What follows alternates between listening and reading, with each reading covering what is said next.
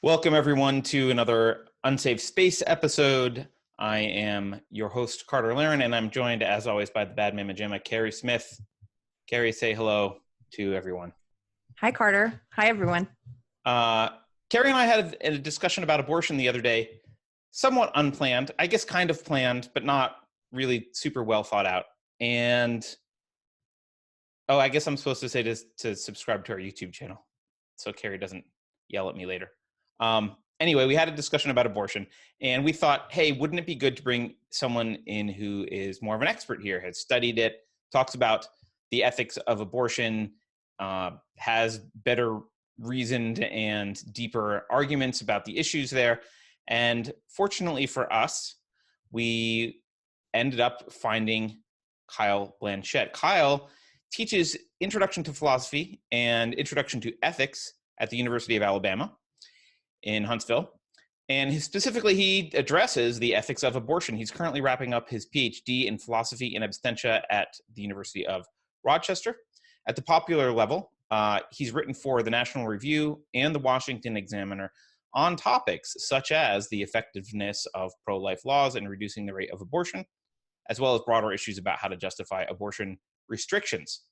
He hosts the YouTube channel Consistency Please, which we'll provide a link to in the show notes. And you can follow him on Twitter at Kyle, that's KYLE _PLZ. Kyle, please. KYLE _PLZ. That's his Twitter handle. So Kyle, welcome to Unsafe Space. Thanks for coming. Thanks for having me. This should be a lot of fun. I'm excited to talk about this stuff. So cool. We're excited to have you. Thank you for taking the time to join us. I know you're probably busy finishing a PhD, having a podcast, and I don't know how much personal information you want to get, but you've got a life, and it must got a couple of kids, and yeah, I'm back and forth between everything. So yeah, you and I exchanged some emails before the show about how you break down the discussion of abortion. And I think it's important because there's a lot of messy things in the argument back and forth, the public argument. And you suggested a cleaner way to divide this argument up.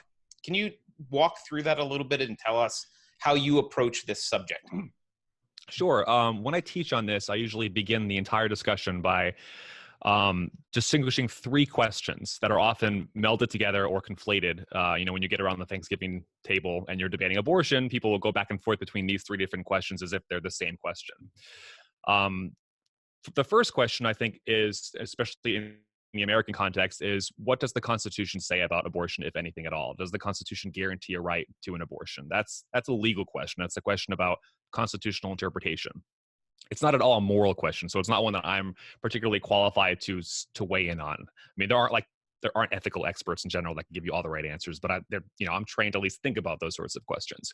But with the legal questions, I have my opinions, but I want to separate the legal question, what does the Constitution guarantee or not guarantee, from two other questions that are actually more ethical. The second question is, should abortion be illegal or should abortion be legal? Now that sort of bridges the gap between legal philosophy and ethical philosophy, because it's a should question. It's what laws ought to be in place. So if it turns out that the Constitution doesn't guarantee access to an abortion, you could still ask, should it guarantee this? Should it actually say this? And those aren't the same question. Sometimes people want to answer their should questions with the first question in the Constitution. They try to find something in there because they want it to be in there. But it's just two different questions, what it actually says and what it ought to say, right? Yep. And then the third question is abortion ever morally permissible or not? Is it always morally wrong? Is it sometimes morally okay? That's the most straightforwardly ethical question. And these three questions aren't unrelated, right? How you feel about abortion ethically will determine what you think the laws should say.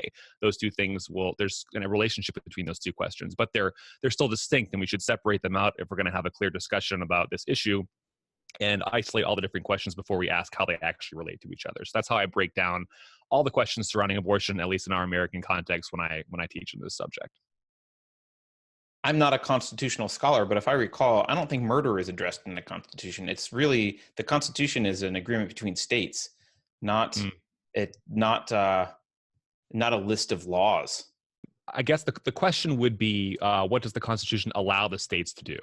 Right. Does it, and what does it forbid it from doing, I suppose. Right. That's how I guess it connects up with the Constitution. That's Yeah. right. Yeah.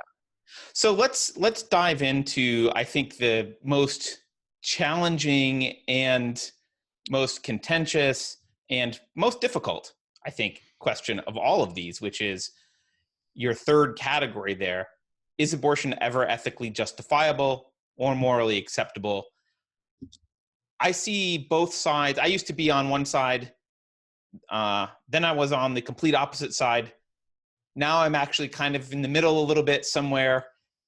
So I see both sides do this. Both sides just frame the conversation in a way that makes the other side look like either horrible murderers or backwards crazy people who hate women.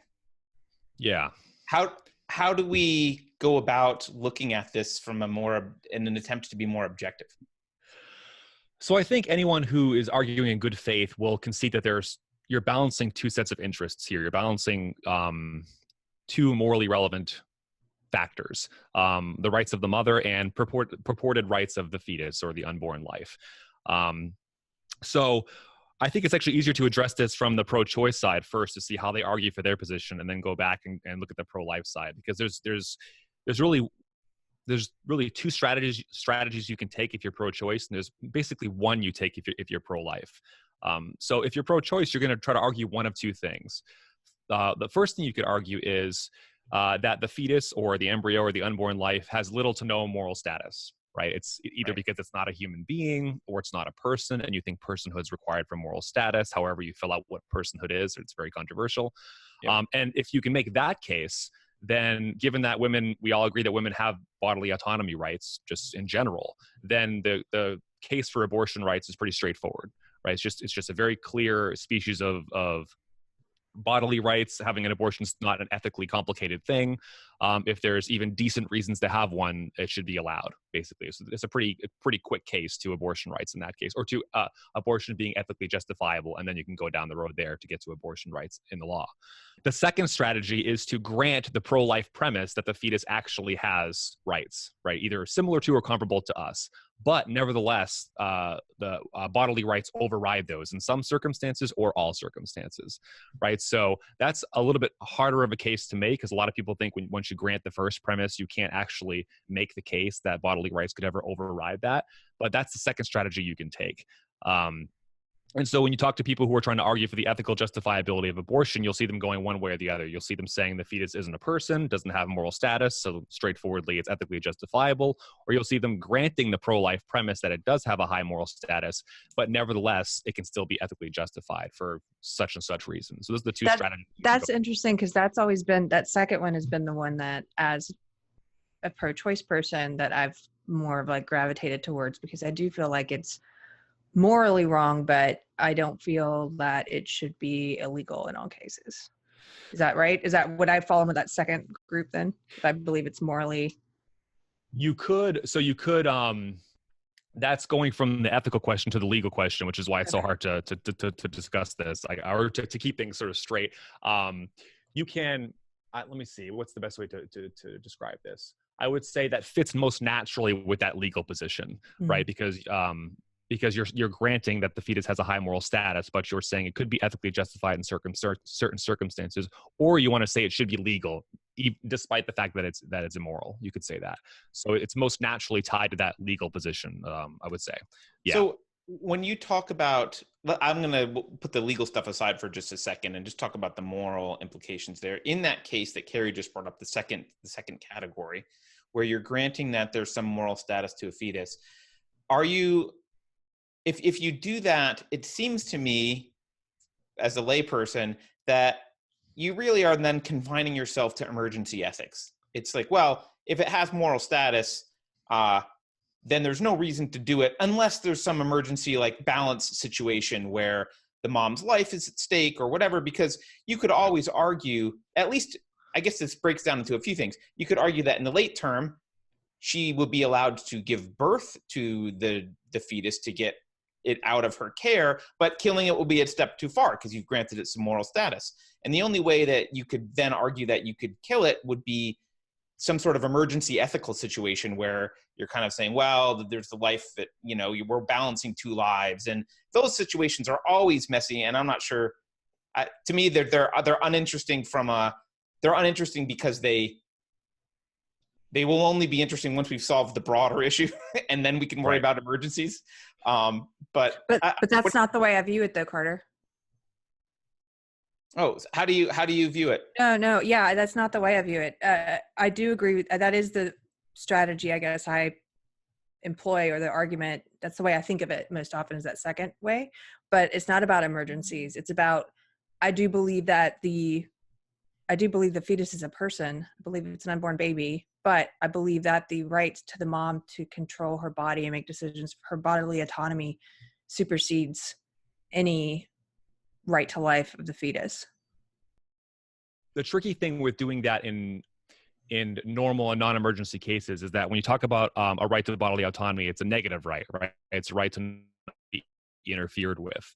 Die. The state, if you believe the state has a right to do anything, at least has the obligation to interfere with your ability to violate that, to interfere with someone's bodily autonomy in order to protect someone's negative right to life, right? So the tricky thing with that position is, if you grant the fetus has a full moral status, doesn't that seem to outweigh a negative right against the government or someone else to stop you from ending that life? I guess that's the tricky thing on the legal side of it. If you take a sort of a broad pro-choice legal position, if that makes sense.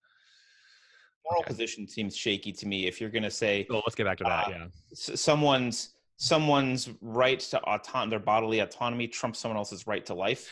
Right. So that seems a little bit of a shaky argument. So traditionally, the most famous pro-choice article is "In Defense of Abortion" by Judith Jarvis Thompson. If you want to read up on some of this stuff, she does take this line. She does grant that the fetus is a person, but she has all these sort of fancy thought experiments to try to show that there are some circumstances in which, nevertheless, it would actually be ethically justifiable.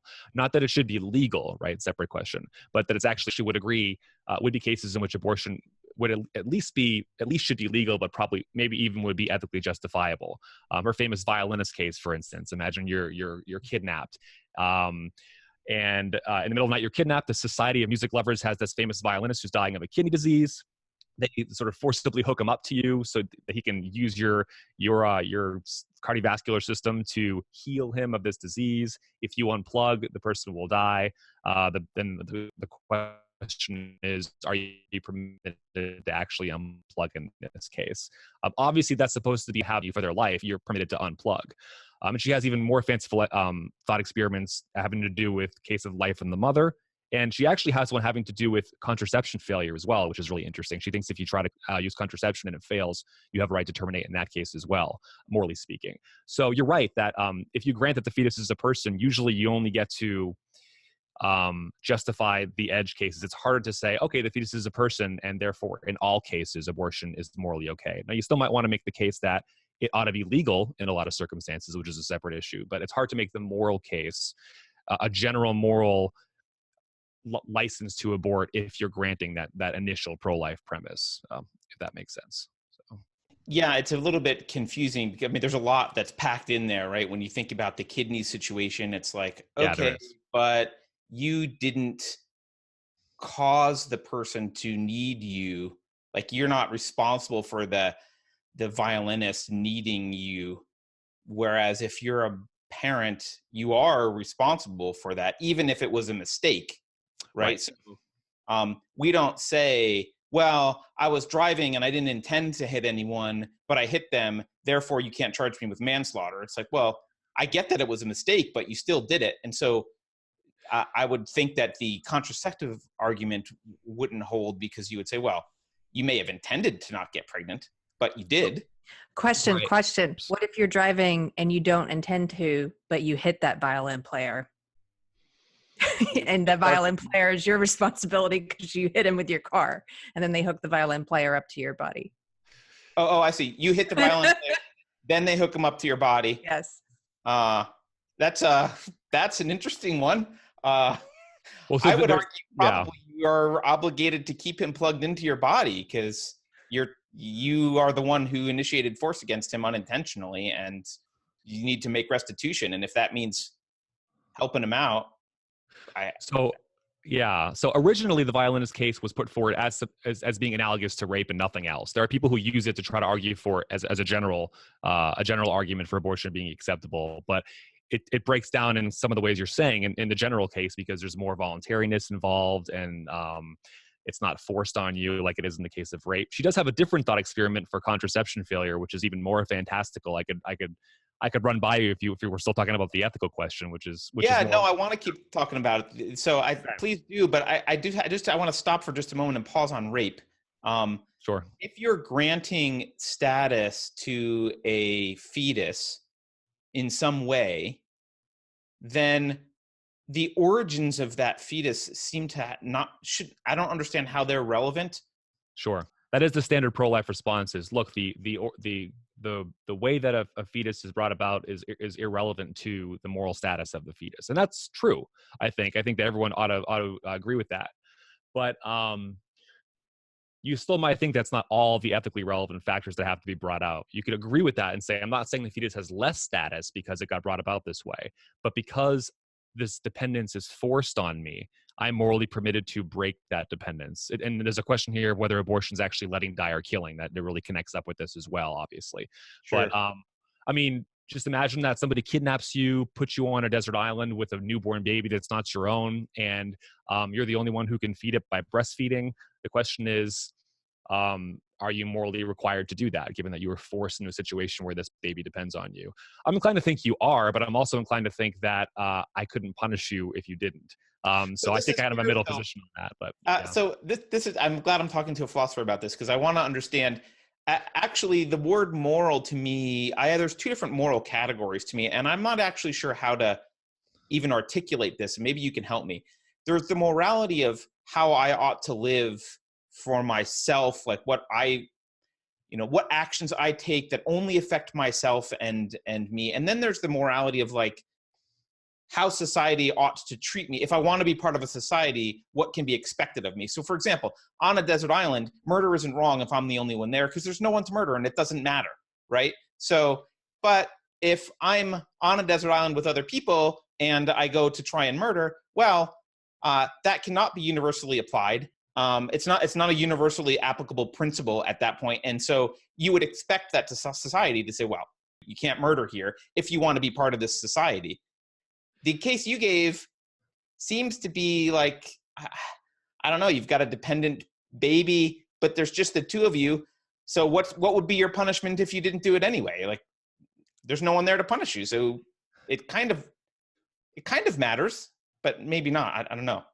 So it sounds like you have kind of constructivist leanings when it comes to morality, at least the morality that's facing society. If there isn't a society that encodes certain punishments and certain rules, there really isn't anything that's wrong or right before other people. There may be things that are wrong or right for you, but there aren't things that are wrong or right in the society. Does that sound like? Yeah, I mean, I would say I think there are things that are wrong or right for my own life. Like, it will be wrong, for example, to intentionally, I don't know, drink myself to death or do things that are like I think there's a moral code there, and that there's morality. There's a whole discussion about how you should treat yourself. But I do think that in a society, when we talk about words like rights or what people should and shouldn't do, all we're really talking about is how should people react to certain behavior, and what behavior should be acceptable in the group and what behavior should not be acceptable in the group. And that doesn't mean it's subjective. Like, I do think you can make an objective argument that murder should be wrong in the group. Yes. But I guess I don't know if that's constructivist. I don't know what that is. I guess it could be a few different things. You could distinguish here legal rights from moral rights. Some people think that there are no moral rights independent of legal rights. The legal rights sort of create moral rights in a society. So if there wasn't a constitution, there wouldn't be any rights, right? Other people say there are natural moral rights that are protected by and referenced by documents like the Constitution.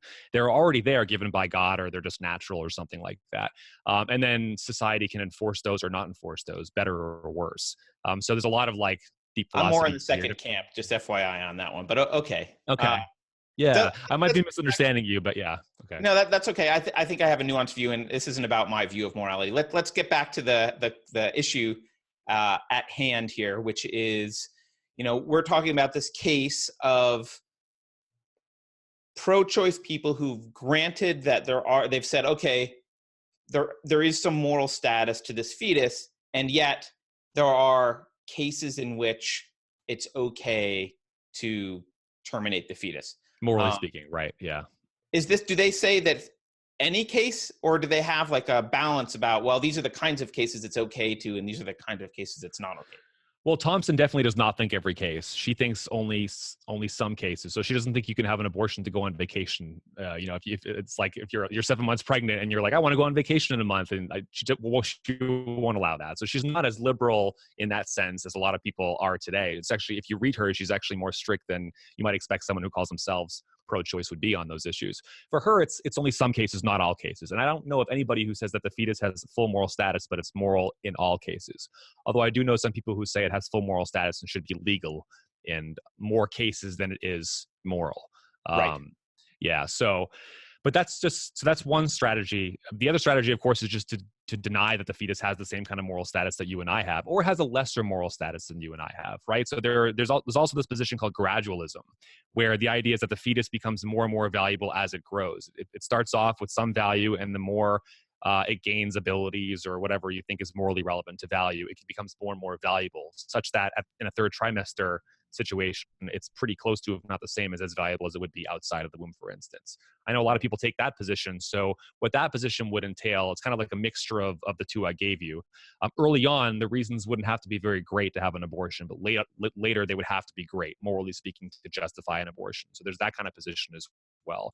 So you have those who say there's moral status, boom, it's there, it's 100%. And there are those who say kind of like comes in slowly. That's like a sort of a middle position that you could take on the pro-choice side as well, morally speaking. Can you like talk about this term moral status? Because frankly, I'm not sure what that, now that I'm thinking about it, I don't know what moral status means. I know whether you have a right for me not to murder you or hurt you, but I don't know what moral status means generally. Yeah, a friend of mine is writing an entire dissertation on this question, so I probably won't be able to give you a nice, clear answer that philosophers agree on. It's sort of like a weasel word. It's sort of like the thing that makes someone have dignity inherent in a human, that you and I have, right? The kind of rights that you and I have, the kind of value that you and I have. It's definitely a non-consequentialist idea. So typically speaking, the idea of moral status is supposed to be something we're supposed to respect, not just add, and like in the utilitarian calculus of costs and benefits, is something special and different. That's sort of the idea. And yeah, usually it's taken to ground various rights. It's usually the thing that explains why the rights are there. And that's pretty much the best gloss I can give on it without giving like a more specific theory about it. It's the thing that makes human beings, if you think human beings are different, morally speaking, than animals. It makes them a subject of moral consideration, like a high subject of moral consideration, something like that. Yeah. I got to be honest, it does sound like a little bit like a weasel word to me still, but that's you can go with fine. Rights, I guess, if you want. Yeah. The whatever. You might even think moral status is nothing more than just having the rights that you talked about. You could have kind of a reductionist view like that, and not in a negative sense, but like, what is it to have moral status? It's to have the right to life. You could have that view as well. Yeah. Well, I mean, it would seem to me that so one thing we haven't really talked about, we haven't gotten to the pro-life side yet, but one thing that is in the argument often is this idea of humanness, and like, well, it's a human and humans have rights. Right. And the argument is like, well, is it a human? When is it a human? Is it DNA? Is it blah, blah, blah? And almost the moral status thing you're talking about almost sounds, and the gradualist thing you're talking about almost sounds like it's like progressively human until some point. But I've never really thought of rights that way. I've always thought of rights as really not tied to whether you're a human, but whether you are a rational being that could possibly recognize rights in others and like be part of a society where we could have a discussion about rights. And that could be a weird alien that shows up tomorrow, or it could be a genetic anomaly where there's a monkey that wakes up one day and starts talking to us and says like, hey, I've just read the Constitution. It's an interesting idea. And it looks like my other monkeys don't want to talk about it. Like, okay, suddenly that entity has rights in a way that I would think matters, right?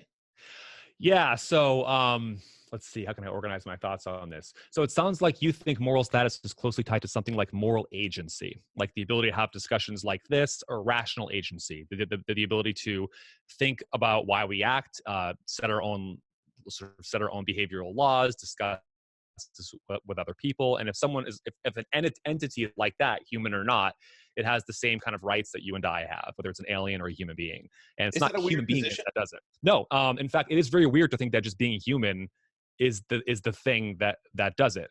That being a member of the species Homo sapiens is the only thing that can give you rights. It would be very weird if aliens came down, had the same capacities you had, but they weren't Homo sapiens. We could just treat them like slaves, right? That'd be a very weird position to have.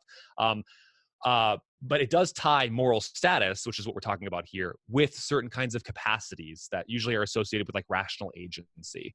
Yep. That's that right there. If you want to segue into the sort of second pro-choice position, which is to say that the fetus doesn't have these kinds of rights, that's the basis for saying that. Usually, it's like, well, look, it doesn't. A fetus, whether it's conscious or not conscious, depending upon how far along it is, even if it's conscious, it's not going to have the same kind of capacities you and I have to discuss this. So usually that's like wrapped up in the concept of personhood, right? So there could be non-human persons, there are human persons, but a fetus is a human non-person is usually the idea. Right. So it doesn't have the rights you and I have. There are some interesting implications of that, but that's the strategy that they. I actually understand that, and I could get behind it, except for that it seems if I take that to its logical conclusion, it fails my sanity test, which is, well, a 5-year-old can't do this, so yep, we can murder kids, and that fails my litmus test for what I'll be honest, like what feels okay, and so that's why I'm like, I don't like that argument, because I don't know where to distinguish between let's even just say a 2-year-old and an 8-month-old fetus. Well, what you're picking up on is something that people who take this line actually frankly admit. They usually say my position licenses infanticide just as much as it licenses abortion, because a 1, 2, 3-year-old baby is no more of a moral agent, no more of a person in this robust sense than a fetus is. So they actually bite this bullet. We call it biting the bullet in philosophy. It's sort of a consequence they just accept. Whereas other people like myself think that that's just a reductio of the position. If your position leads there, you sort of took a wrong turn at Albuquerque, and you need to go back and look at what you did wrong at the beginning.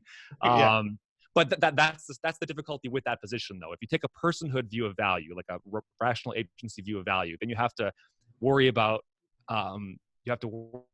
licensing things that you otherwise think can't possibly be okay. And that's what pushes people away from that position sometimes. So that's why that I don't take that position as a pro-choice person. And again, to go back to the second position, which is that I believe it's immoral, but I believe the woman's right to bodily autonomy, let's say generally, not in all cases, because my position is also changing, which Carter and I talked about. I don't actually know where I stand on certain specifics now. Still pro-choice, but I'm pro-choice with a lot more restrictions than I used to be. But anyway, the position that I've historically taken, though, as a pro-choice person has been, it's morally wrong, but it should not be illegal because the woman's right to bodily autonomy supersedes the fetus' right to life. And that's simply because it's a human living inside of another human. You're living inside of her body. For me, it was always like it was a practical position to take, because in that thought experiment of the violinist who's hooked up to your body, I think you should get to decide to pull the plug and say. Are you saying moral or legal? Because it seems like you're actually taking the pro-life moral position, and then you're disconnecting it from the legal position. I am. Okay. Which makes me pro-life and pro-choice, which I know people find confusing. Well, it is coherent if you're pro-life on the ethical question. This is why it's helpful to distinguish these, but pro-choice on the legal question. Now, obviously there might be some tensions there to try to iron out, but that's not like what you're saying is incoherent, right? That you're pro-life in one sense and pro-choice in a different sense. Yeah. Right.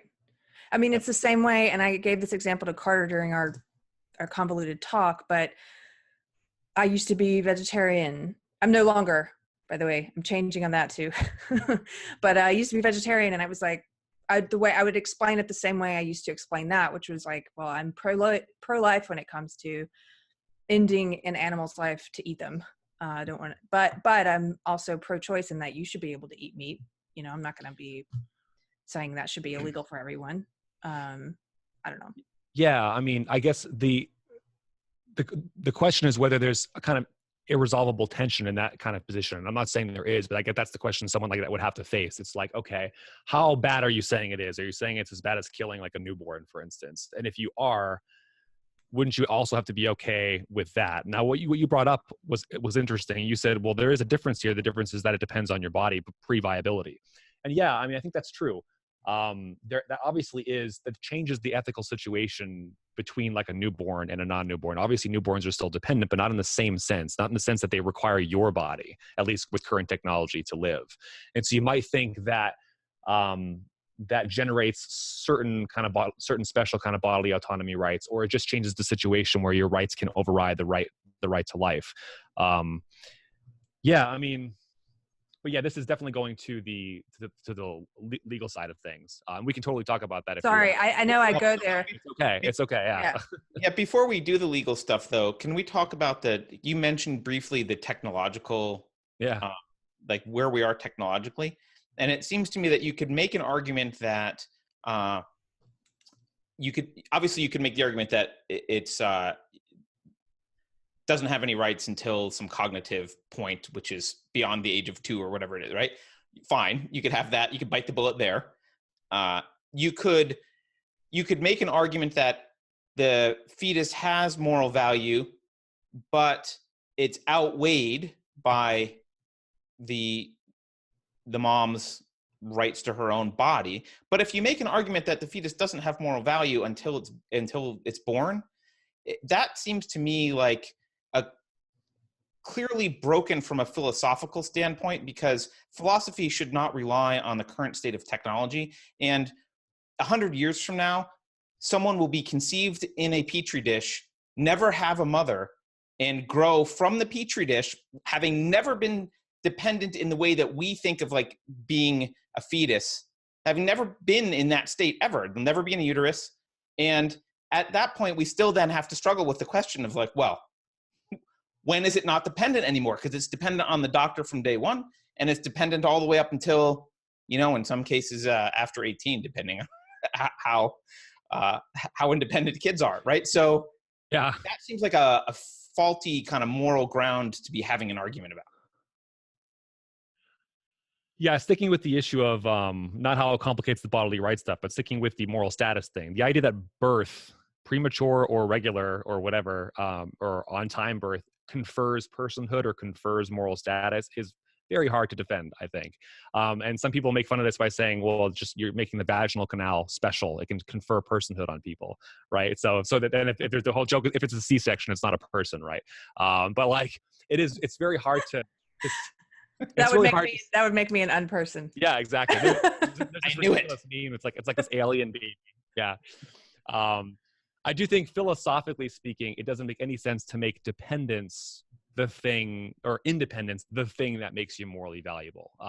You could think dependence matters morally. That's a separate thing. But to think that being independent, especially since it varies with time and with technology, that's the thing that changes the stat. Also, if I'm not mistaken, there are differences along racial lines in terms of viability as well. So it's like, some races are persons before other races, and it has all these weird like. Oh, I think you're right. The development times are slightly different, right? Yeah, and if you're different parts of the world, and again, as technology changes, that cannot be what makes somebody have full moral status. That position does not really make sense. Yeah. Yeah, and you would lose moral status then when you got old.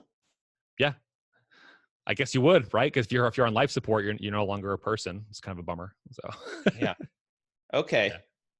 But maybe that argument could hold if you're making the pro-choice argument that there's some moral status, but it's outweighed by other factors, and then then the technological development could matter, because it's like, well, what's the sacrifice I have to make in order to then you're balancing scales in a very gray area, and then technology matters in some way. It would change the ethical calculus without changing the value of the fetus. Yeah, right. by changing the dependence variable. Yeah, that's exactly. A way better way to put it. Yeah. Okay. So should we talk about Sorry, Carrie, do you want to talk more about this side, or do we want to jump into pro-life side? Because I want to understand the pro-life side as well in their arguments. I do want to jump into the pro-life side. Maybe this will lead us there, because I did just have one more comment, which is the technology that you're talking about, or the fact that that the fetus is viable at a much earlier stage now, and depending on what part of the world they live in and what access to technology they have, that is part of the reason that my mind has been changed. There's a lot of different reasons, but that might be part of the reason, because I used to feel like, well, as long as that body is dependent on living within your body, your rights supersede that entity that's within you, that human that's within you. But now it's like, well, if you get to a certain point, it's like, I don't, I want the right to my body. I don't want, I want to abort because my rights supersede. Well, it's like, well, then why not, if that fetus is now viable, why not allow it the chance to live outside of your womb? And you could take the position that you don't have a right to kill to end the life of the fetus. You have a right to be disconnected or to have it removed from you. And if it's pre-viable, it will die, right? But you might not want to call that a killing in the same sense as actively killing. And if you take this position, if there is technology available, maybe you could say that you're obligated to actually transfer it. You don't have a right to secure the death of the fetus. So that's, I think, more defensible pro-choice line, which is like, no, even Thompson thought this, you don't have a right to the death of your fetus. You have a right to have it removed from you. And there's a distinction between the two things. Yeah. There is a distinction. That's a really good distinction. And I think that makes a lot more sense. That's kind of where I'm at right now.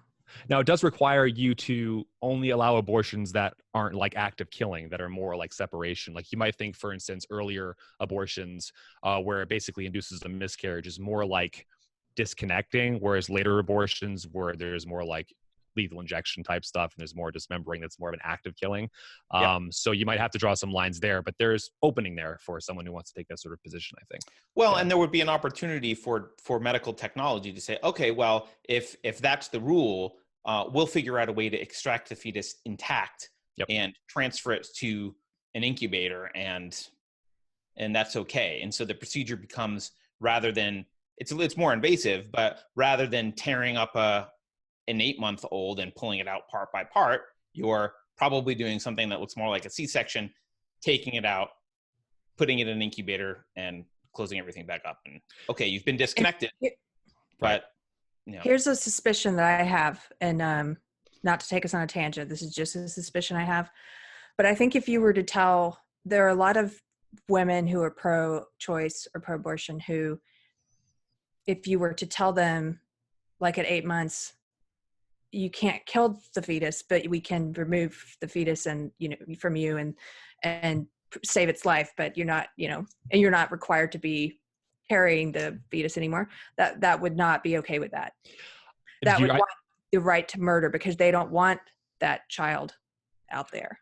I suspect you're right in a lot of cases. And in fact, there was just an Atlantic article about explaining why women tend to choose abortion over adoption, which is kind of like what you're talking about, because they don't like the idea of their baby being out there in the world. So their position is different than yours then in that case. Yes. Yeah, because there are, look, here's why I have that suspicion.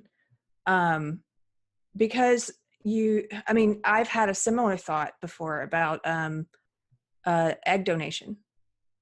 Like when I was in college, I was in a tight spot financially, and you can get paid a lot as a college student but then I was like, I don't think I want my child out there because I needed to pay parking tickets.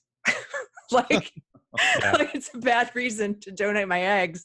But so if I extrapolate that, though, I definitely think it's a dark thought, but I think there are people who'd be like, no, that's not good enough. I want the ability to murder this 8-month-old. I think that's normal. I don't think that's even, I don't think some people want that, Carrie. I think that would be the default position of most of the pro-choice people. Anyway, my personal. What do you think, Kyle? Am I misrepresenting what the kind of the mainstream pro-choice people would say about that? Or So I try to differentiate mainstream pro-choice leadership from your mainstream rank and file pro-choicer. I think the mainstream leadership is very extreme on this, and so the ones that are the loudest are the ones that are pushing for all 9 months for any reason, and the government will pay for it. That type. They probably would want you to be able to secure the death of the fetus. But I think a lot of, I don't know, I couldn't give you numbers, but I'd say a fair number of rank and file pro-choicers would say, no, it's more about bodily autonomy than ending the life. But I could just be being a little bit too optimistic. I don't know. I just know there definitely is a difference between the leadership and rank and file. I don't know if it would map along these lines, but yeah. That's a good point. I was imagining Alyssa Milano in my head. So she probably wanted dead. She definitely wants to kill it. Yeah. Okay. Well, let's get to the pro-life side then. So those are the pro-choice arguments. What's the pro-life side? What's the main argument there? So you might imagine what they're going to try to do is establish the moral status or the rights of the fetus. And then the idea is that it sort of follows from that it's generally, if not always, morally unacceptable to kill a fetus in the same way it would be unacceptable to kill a newborn or a 5-year-old or a 10-year-old or a 15-year-old. And there are different ways to go about doing this. One way is to say that a fetus or an embryo or whatever is a person. Right? It might strain your brain a little bit to imagine how that could be the case if you have a conception of personhood that's really robust and involves rational agency. It doesn't seem like a zygote is a person in that sense.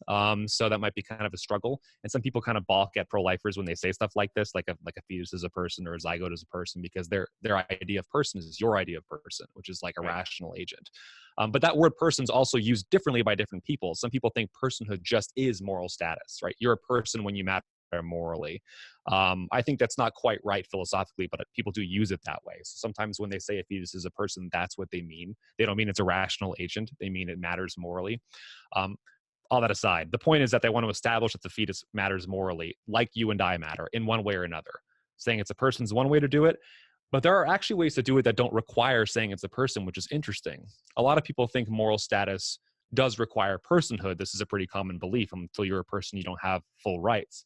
But it might turn out that you can have that kind of high moral status, not just if you're a moral agent, but if you're a moral patient as well. This is a distinction some people draw, subject of moral consideration, like a baby, for instance. A baby doesn't have the rational capacities you and I have. When I teach on abortion, I often say babies are dumber than adult pigs, right? If you want to compare mental abilities, they can see 5 inches in front of their face. They're basically 4th trimester fetuses. If you really want to look at it, I have 2 kids, so I'm allowed to say stuff like this. You're not going to get a lot of mileage out of that, right? But you still might want to say a baby matters just as much as you and I do, maybe even a little bit more, or at least deserves more protection. And then so now you have to find some basis for that doesn't require personhood in the sense that you and I were talking about it before. And probably the most famous argument along these lines, there are a lot of arguments here, is the Don Marquis line. He has an article, Why Abortion is Immoral, by Don Marquis. He argues that he tries to give a general account of what makes killing wrong in general, not just with fetuses, but in general. Mm-hmm. His view is that one, at least sufficient reason for a sufficient condition for killing to be wrong is that you're depriving that individual of a valuable future, of a future like ours, is the way he describes it. And that's why killing is so bad. It's not that life itself is valuable. It's that life is the precondition for experiencing anything of value. Basically, it's his view. So when you kill someone, it's seriously morally wrong because you're depriving them of that future of value. So then once he establishes that account of the wrongness of killing, then you have a question. Is there an individual in the womb that has a future of value, a future like ours? And pretty quickly, as long as you think, I mean, it depends on what you think about the early metaphysics of conception and gestation, but either at conception or shortly thereafter, there is an enduring organism that goes on to be the same organism that pops out in 9 months that has a valuable future, has a future like ours. And so if it's wrong in the adult case, it's wrong in the fetus case as well. And so his conclusion is that it's seriously morally wrong. He says it's prima facie seriously morally wrong, which is sort of a legal and a moral term. That is to say, it could be overridden by really serious considerations, but they have to be really serious considerations, like the life of the mother, for instance. He allows abortion in that case. So that's probably one of the more famous pro-life arguments that does not depend on saying that the fetus is a person. And then the rest is supposed to follow from that. Like you can't, unless the situation is very extreme, you can't justify it. So one thing that fascinates me is I view the pro-life crowd as generally more religious. I don't know if that's true, but I think it's almost certainly true. Yeah. Yeah. I would think so yeah. I view them, and I'm an atheist, so I kind of look at the outside from the outside. I'm like, all right, so they tend to be more religious, but the Venn diagram of like pro-lifers and vegetarians, I don't think overlaps a whole lot. But to me, they're almost by default often using the justification that Peter Singer uses for vegetarianism, which is that rights, he uses the word rights, but he says that rights come from the ability to suffer. And so he basically ranks animals on their ability of suffering, which is okay to step on an ant because the ant's not really suffering much, but you can't kill a pig and eat bacon, which is a shame because it's delicious. You can't kill a pig and eat bacon because the pig, as you mentioned before, pig's very intelligent, can suffer quite a lot. Theoretically, doesn't necessarily need to suffer during death, but can. Can you explain, like, are they kind of taking that suffering as a precondition for having moral status, or are they not doing that at all? I think that's a different position. So this position doesn't require the individual to even have any conscious experience right now. It just has to be an individual that has a future in which they'll have the kinds of experiences you and I can have. That's the position. Now, the nature of that future might connect up with what you said, right? Obviously, human beings are capable of much more value than I think a pig is capable of. So there's a connection between these two ideas, I think. But the position I just articulated doesn't require that right now you can experience those things. It just requires that in the future you'll be able to have a future like ours, like a normal human adult. Right. But you'd be reasonably expected to. Yeah, that's the thing. Like, obviously, interestingly, his position doesn't rule out euthanasia. And he explicitly says this. If you have a situation where someone very likely is not going to have a valuable future, maybe they're going to die in a few days and it'll just be a life of pain. He doesn't quite endorse it, I don't think, but he says his principle doesn't rule that out.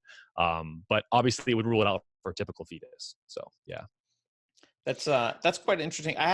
You said that's the main argument behind the pro-life. I haven't actually heard that argument before. That's really interesting. So I wouldn't say it's the main one in the popular discussion. It's one of the most famous ones in the philosophical discussion. In the popular discussion, you usually get things like, it's always wrong to intentionally kill a human being. A fetus is a human being, therefore it's always wrong to intentionally kill a fetus.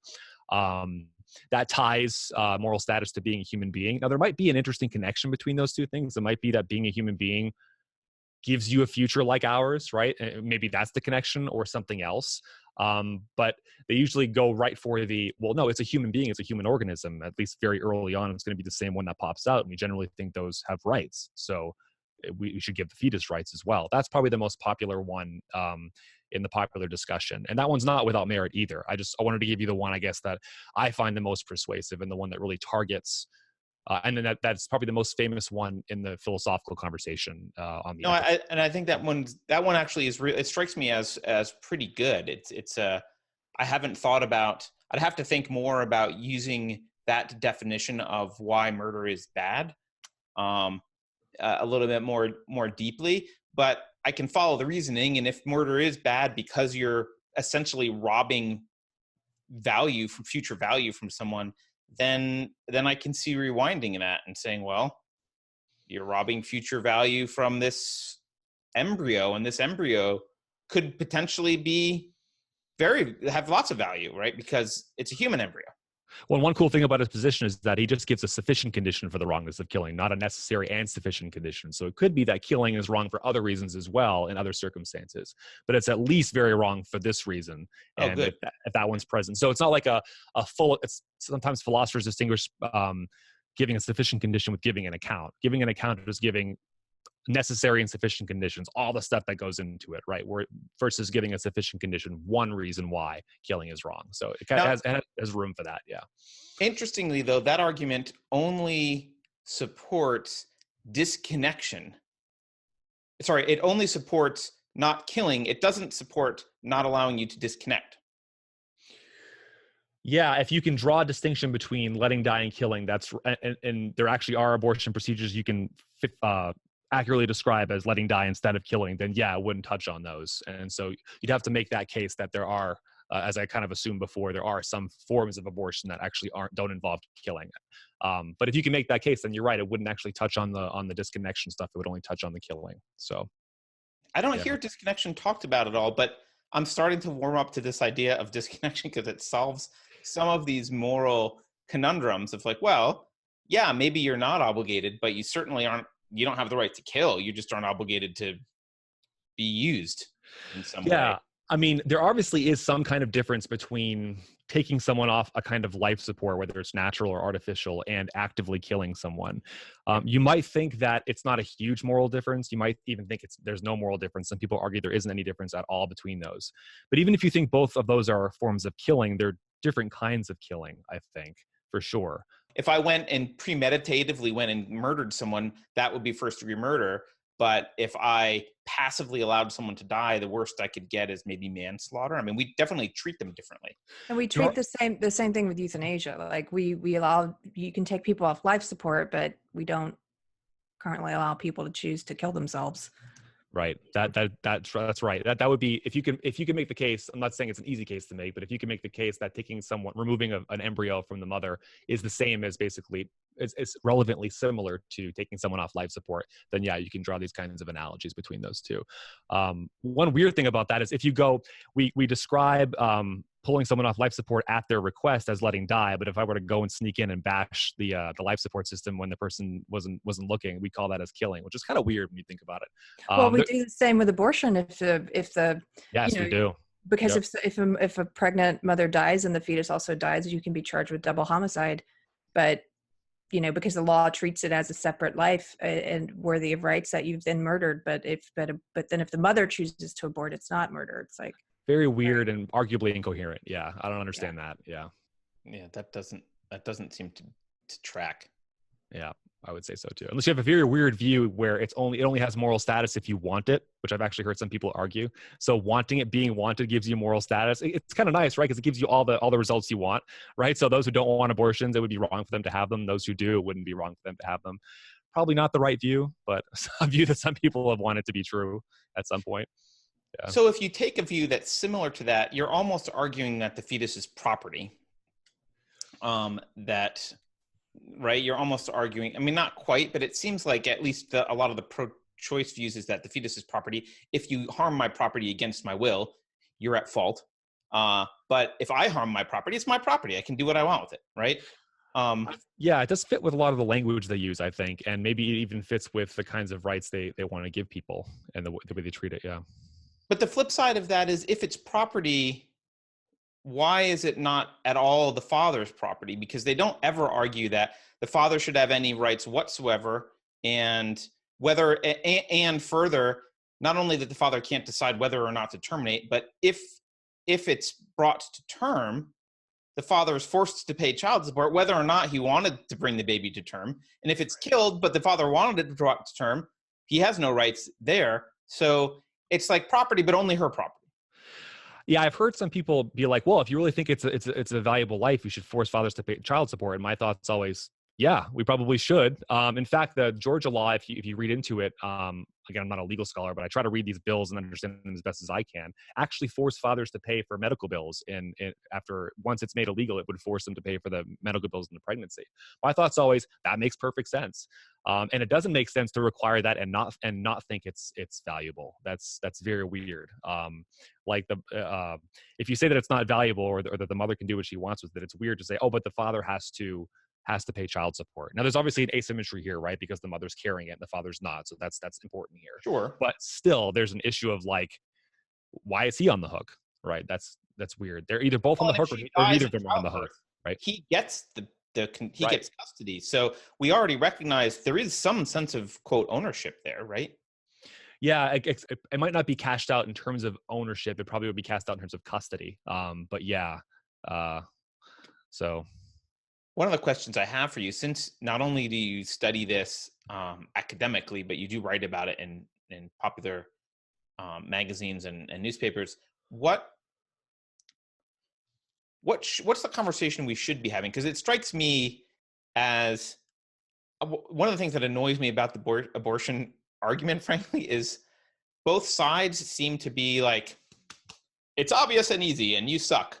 And Right. to me, it is a very complex, I mean, maybe I may end up siding with one side or the other, but regardless, it's a pretty complex topic. And to pretend like it's not complex at all and the other side is just, idiots seems like a problem. How would you change the discussion nationally? If you could wave a magic wand and get people to start talking about something else, how would you have them start even looking at this? And It's a really good question. I guess I could float some ideas. The first thing is to get agreement on facts, and that word is tricky, but there are some things that are controversial and there are some things that aren't controversial, and you should be able to set aside your ideology and be like, what's the stuff that I can just demonstrably prove about the nature of fetuses and what happens when laws are put in place and all these sorts of things. Get clear on the facts first. That's what are hard a enough to couple do. facts that should be people should get clear on that you don't think are clear right now? Well, I would say a lot of the biological discussion around what's going on is based on a lot of ignorance. Like you'll hear people say things like, well, if you think that killing a zygote is wrong, why not sperm and eggs? And it's like, that's just biologically illiterate, right? Those two things aren't the same thing. Or like, when can a fetus feel pain? You'll see some pro-lifers say at 9 or 10 weeks, and that's almost certainly not true, right? Almost certainly it's going to take to like 20 and 24 weeks to feel pain. So those sorts of facts, and also things like, do abortion. Honestly, I think the fact that abortion laws reduce abortion rates is something that can be demonstrably established. But there are a lot of myths out there that's just not true. The whole thing about biology and people just saying things that aren't that aren't good analogies. It's like here in Texas, a lot of people that I know thought it was very cool that they were introducing a bill to say that men couldn't masturbate, or they had to, because they're killing innocent sperm. It's like it's not even. You can't equate the two, and it's dumb. It's not cool. Yeah. It's dumb. I just have to say that. Yeah, it's not like they're saying women can't menstruate exactly, but these people either they have no understanding of biology, or they purposefully don't want to acknowledge that they're making a faulty argument anyway. And there was recently, I think the head of Planned Parenthood recently said there were thousands of people who died in the years leading up to Roe from illegal abortions, and Reason and even Washington Post debunked this and said, no, it wasn't that many. We have better numbers than that. Those sorts of things are what I have in mind by like, let's get the things down that we can agree on first. If we can't even do that, then there isn't really a whole lot of hope. And I think sometimes we can do that. The second thing is respect. I mean, in my philosophy classes, I try to let's see, what's the best way to put it? I try to complicate things for people, right? I try to make things see that they're not as simple as they thought they are, not to give them despair, not to make them think that there isn't a way to arrive at reasonable certainty about these things, but to get them to really have a kind of what I call intellectual empathy, to understand why someone would think what they think, put that in its best light, get inside their head and think about how they're weighing the reasons so you can understand it, learn more, and if you want to persuade them, effectively persuade them as well. I think that's really important. Intellectual empathy is really important. And then, I mean, getting into the philosophy of it, I think, is really important as well.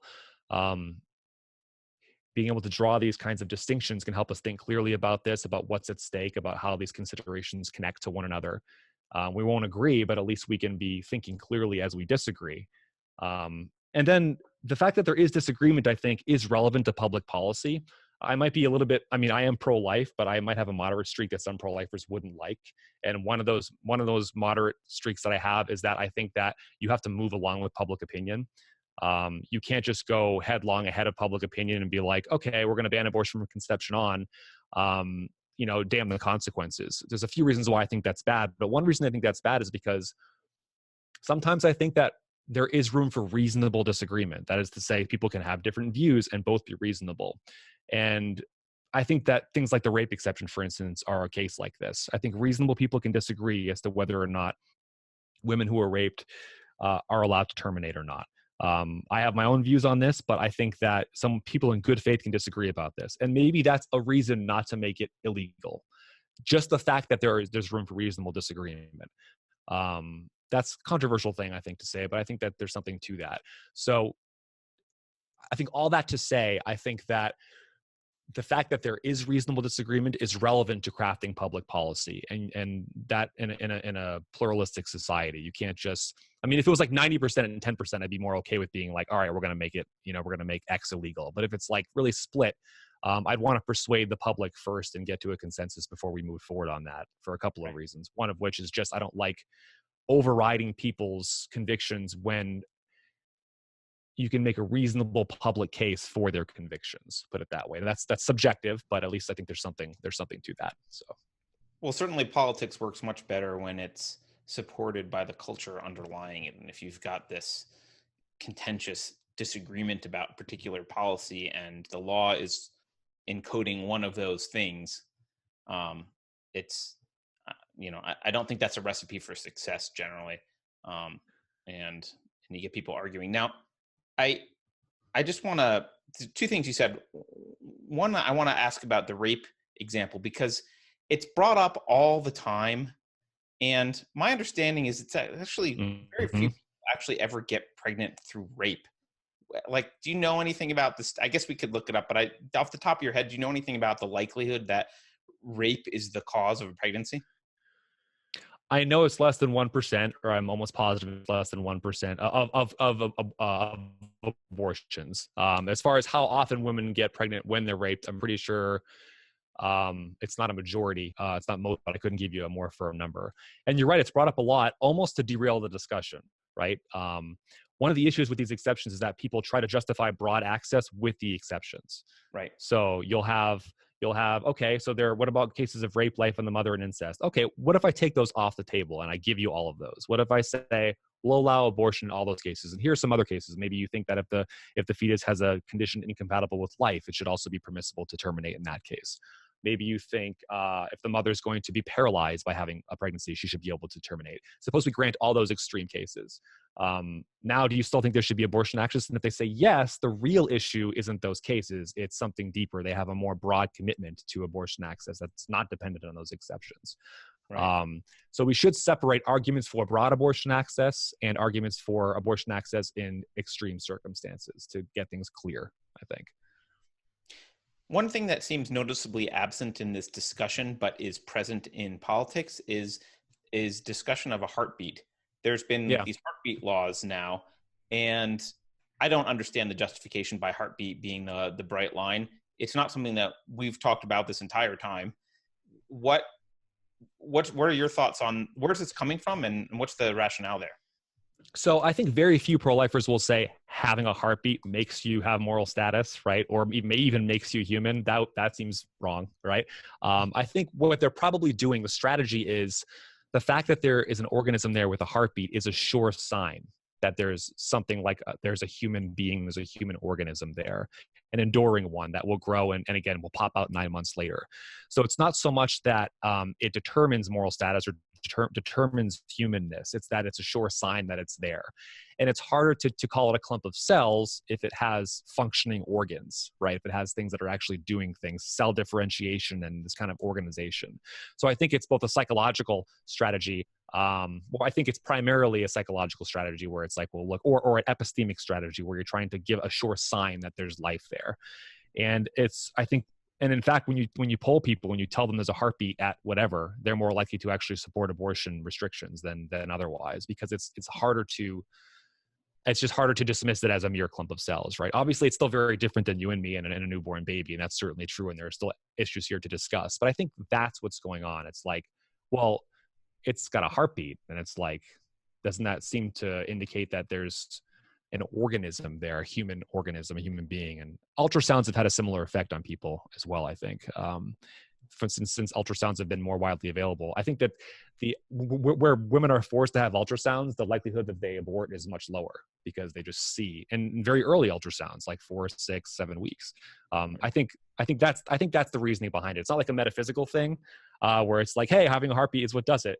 It's an epistemic thing. It's that's a sure sign of life, if that makes sense. No, I think that makes sense. And you're bringing up the ultrasound.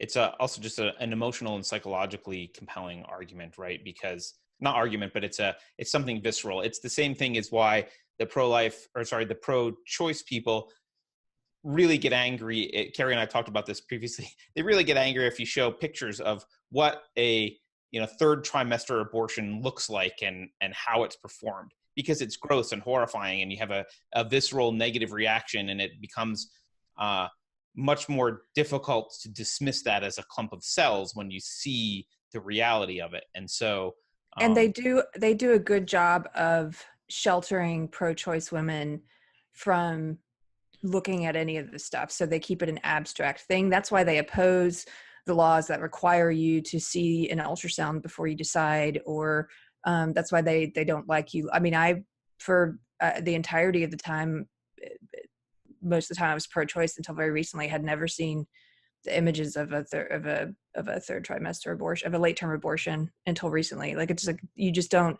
look at it because it helps keep it abstract. And I think if they actually believe, because a lot of pro-choice people in the pro-choice camp like to say that they like to dismiss women who have abortions and then later regret it, as if that's not something that happens. Well, every woman is different. There are going to be the women who shout their abortions, like Sandra Bernhardt or whoever, but there are also going to be women who do regret it. And you shouldn't be afraid. I don't think you should be afraid to let women see the facts of what they're doing before they decide, because guess what? Maybe you'll weed out some of those women who are more likely to regret it down the road. It also doesn't seem very pro-woman to withhold information. I thought, if you want to give women the most autonomy they can have, the more information you have, the more autonomy you have. It's very weird to me to oppose that. I mean, they usually dismiss it as manipulation, but it's also manipulation to withhold it too. Don't you want to give them the information and have them decide? Seems like to me. So, yeah. Yeah. Absolutely. So any, I know you're pro-life. Do you want to take a moment to articulate your particular pro-life position? Because I think it would be enlightening. I mean, I've enjoyed this discussion. I don't know if there's something that we've missed, but I definitely feel like we've missed what your particular viewpoint is. Yeah. So, I mean, I would, as I said, describe myself as pro-life with a little bit of a moderate streak. So I do think that abortion is, so starting with the moral side, I would say abortion is probably morally wrong in all cases except for life of the mother. That's on the moral side though. Pretty much from conception on, I would say that. I think it becomes more wrong later for a couple of reasons, but I think it's seriously wrong very early. Legally speaking, since that's really where the conversation quickly goes to, because nobody really cares if you think abortion is morally wrong, and they're only going to start caring if you want them to abide by your moral code. Right. Legally speaking, I would have a sort of a progressive approach here. I think that late-term abortion should be basically banned at the federal level, except for very serious cases like life of the mother.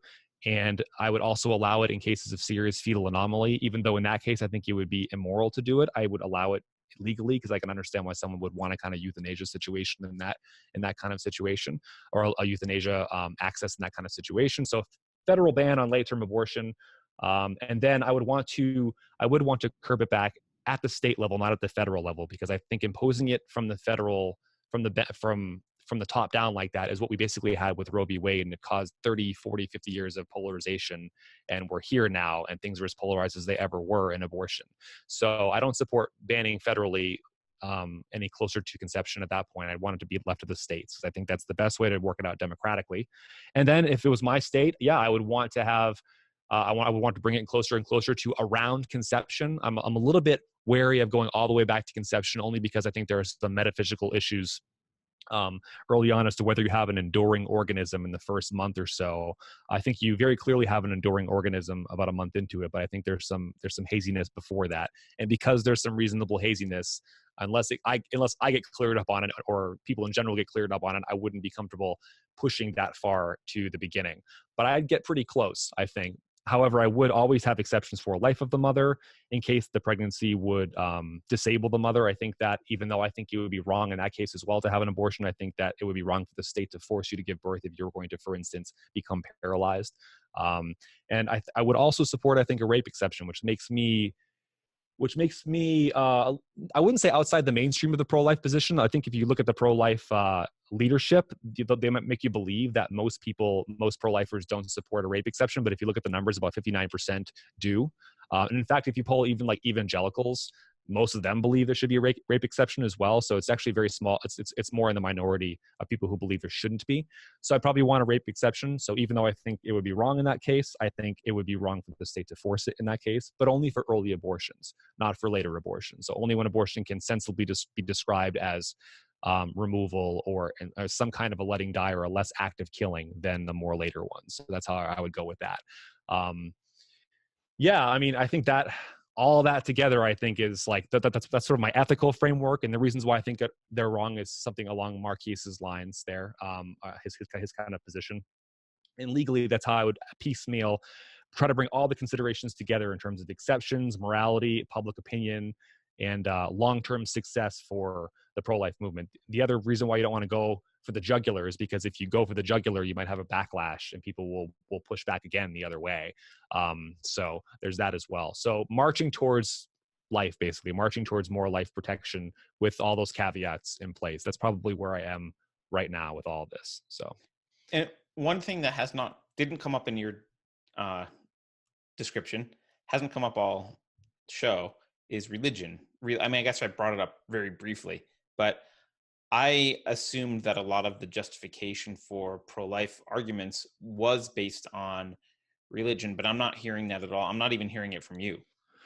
Yeah, so I am, just full disclosure, I am a religious person, but I don't think there are religious arguments against abortion. Like you could say you have theological reasons via revelation to say there's a soul at conception or something like that. You can run those arguments. I don't think they're actually the best arguments against abortion. I think the best arguments are actually secular and philosophical in nature, and that you can be a pure secularist and actually hold that abortion's wrong and should be mostly illegal for the same reasons that I generally hold that it's wrong and should be generally illegal. In fact, there are secular pro-life organizations out there. Secular pro-life is one of them, and they're awesome. They argue for it in purely secular terms. I think it would actually also be inappropriate to enforce something for a religious reason on a secular public square. I don't think religion should be banned from the secular public square, but I think that if you're going to justify a law, you have to justify it publicly, and that's going to be using premises that everyone can share, and that's not going to be religious ones, I don't think. Yeah, there is that assumption that that's the case, but and it may be true that it may be true that a lot of pro-life activism is motivated by that, right? That's like an additional motivation, but the justification is a separate question, and I think that can be given in wholly non-religious terms. Yeah, well, and you look, as an outsider of religion, as an atheist, I think that the secular arguments are the most compelling, and I think it undermines a lot of the casual dismissal that the pro-life movement gets from people who are secular, because they just, oh, this is just crazy religion, and like, no, it's not religion. There are logical secular arguments to why you might want to be more pro-life. I think it's like I've heard Ben Shapiro say before, like he's religious, but he's not using religious arguments because that's an appeal to authority that you don't necessarily respect. You don't.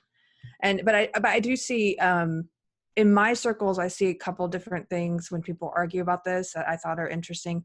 One is that pro-choicers do seem to always assume that the pro-life people are religious. And I saw a recent back and forth online where someone mockingly said to the pro-life person, like, I don't worship your sky daddy, which is a mocking way of saying you believe in God. And the person's like, I'm an atheist. I don't have a sky daddy. I'm just pro-life. Like, and that was kind of an interesting thing. And then, but another thing I see, this really blew me away in some of the recent arguments happening online, is that people don't seem to, I've really enjoyed this discussion because you've been doing a great job of helping lay out like what the different positions are and make it understandable for people. I don't see that happen a lot. I just see people arguing from the extremes, and they don't really try to understand a lot of times what the other person actually believes. They'd rather just throw up a straw man of what they believe. And so I was in some discussion with some people on the left, and there was one adamantly pro-life woman in the conversation, and she was very respectful, she was very civil, and she was simply stating her position, and she was so piled on, and there was so much vitriol. And I was thinking about it, I'm like, I don't think they realize from her point of view, they support murder. Okay, from their point of view, she supports the oppression of women. but from her point of view, they support murder, which is worse. Yeah. And she's not in there hurling vitriol at them, even though she thinks they support murder. I couldn't get over that distinction that like what she thinks you guys are doing is morally worse than what you think she's doing. But you're the ones treating her like the scum of the earth, and she's not treating you like a murderer, and she's not calling you the names you're calling her. And it was just really kind of was eye-opening. I'm just this is a anecdotal tangent. That makes a lot of sense. I mean, that connects up with the intellectual empathy I was trying to talk about. That's exactly what you have. Why would somebody think this? My wife often says, do you guys understand that both sides think that there are rights at stake? Both sides think that. And that has to be understood for it to really be productive, I think. Mm-hmm. Yeah. No, I think that's a great point, and I love the concept of intellectual empathy. And I don't know, Carrie, is there anything else that you want to ask? Or I feel like this has been a great, productive discussion. I've really enjoyed it. Yeah, I like this. We need to have more PhD people on. I'll definitely come back. This was a lot of fun. I love doing this stuff. Yeah. Anything you want to add, Kyle, that you wish we had talked about and we didn't? It would be good maybe if we ever have this discussion again to talk about the connection between morality and the legality, because that's like the heart of the American debate. But you can't talk about that until you've talked about what we talked about today. So it made perfect sense to start where we started. Yeah. And that has wider implications, by the way, well beyond abortion. It does. Yeah, it totally does. The issue just is like, can you actually hold, or is it coherent to hold that like abortion is seriously morally wrong, but it should be legal, and what are ways you can make those work? Because that's like the old school Democratic position, right? Safe, legal, and rare. And there's all these critiques of that. Well, that doesn't actually make sense, because if it should be rare, then why would you want it to be legal? All right. There's a tension in that position, maybe. And I think there are some interesting ways to try to resolve it.